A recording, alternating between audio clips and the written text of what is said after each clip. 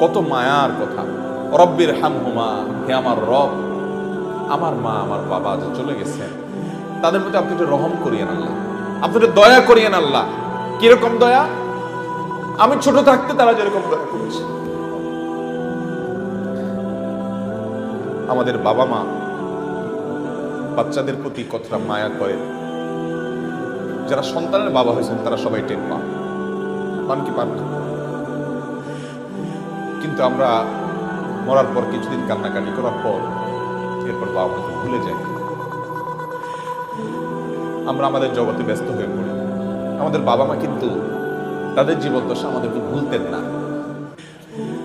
গভীর রাতে একটু আওয়াজ দিয়েছি, ঘুম পাগল মা, ঘুম কাতুরে মা, যে মা তার কানের কাছে চিৎকার করলেও ঘুম ভাঙে না, সে মাটা নিজের বাচ্চার একটু আওয়াজ শুনে সাথে সাথে ঘুম ভেঙে যায়।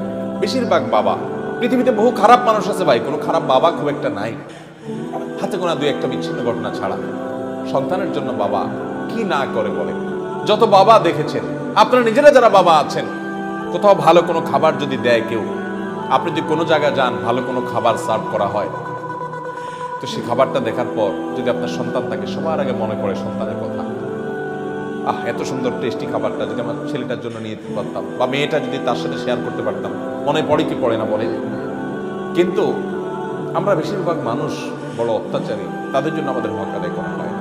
ভাইরা আমার, বাবা মার জন্য দেখেন কি দোয়া আল্লাহ শিক্ষা দিয়েছেন, রব্বির হামহুমা কামা রব্বায়ানি সগীরা। আল্লাহ আমাকে ছোটবেলায় আমার মা যে মায়া করেছেন, আল্লাহ আব্বা জান যে মায়া করেছেন, যে স্নেহ করেছেন, নিজের শরীরের চামড়া দিয়ে যদি জুতা বানিয়ে দেওয়া হয়,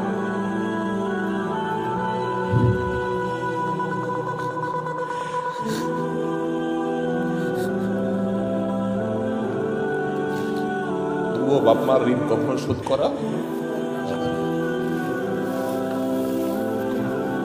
আমার চামড়া দিয়ে যদি আমার বাবা মাকে আমি জুতা বানিয়ে দিই,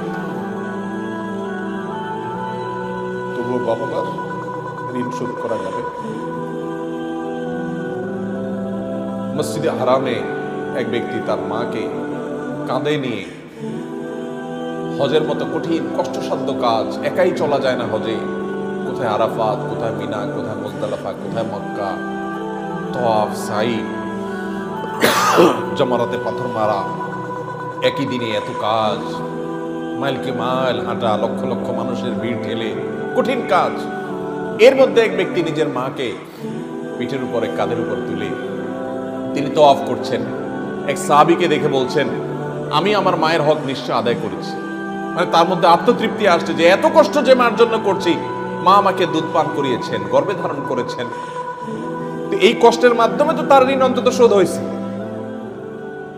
ওই সাহাবী বললেন, না, হয় নাই, এটা সম্ভব না যে তুমি মার ঋণকে এভাবে তুমি কাঁধে নিয়ে 2-4-5 দিন 10 দিন কষ্ট করলে আর তার ঋণ শোধ হয়ে যাবে, সম্ভব না। আব্দুল ইবনে আব্বাস রাদিয়াল্লাহু তাআলা আনহু বলেছেন যে তুমি বাবার সামনে এরকম জামা ঝাড়া দিয়েছো যা ধুলা পরিষ্কারের জন্য, সামনে তোমার বাবা বসা ছিলেন, তুমি বেয়াদব। কারণ পৃথিবীর আল্লাহ রাসূলের পর সবচেয়ে বেশি তোমার শ্রদ্ধা পাওয়ার উপযুক্ত তোমার মা এবং বাবা। আমরা বেশিরভাগ মানুষ মা বাবার কদর করি না। আপনি যত পাষাণ হন, আপনার বাবা আপনার কাছে যত, তার অনেক কাজে হয়তো আপনি অসন্তুষ্ট হন, তিনি হয়তো কিছু ভুলভাল করেন, তিনি হয়তো কিছু উল্টাপাল্টাও করেন, আপনার কষ্ট হয়। টের পাবেন যেদিন এই বটবৃক্ষের ছায়া মাথা থেকে সরে যাবে। মাহফিল শেষ করে যখন বের হতাম, আব্বাজান ফোন দিতেন, যত রাত হোক। আমার গ্রামে মাহফিল হলে চা বানায় বসে থাকতেন, যত রাত হোক, পেরেশান হয়ে যেতেন। এখন আর কেউ ফোন দেওয়ার মতো নাই যে ফোন দিয়ে খবর নেবে। ভাইরা আমার, আল্লাহ রাব্বুল আলামিন আমাদের মা বাবার প্রতি আমাদের কর্তব্য পরিপূর্ণ আদায় করার তৌফিক দান করুন।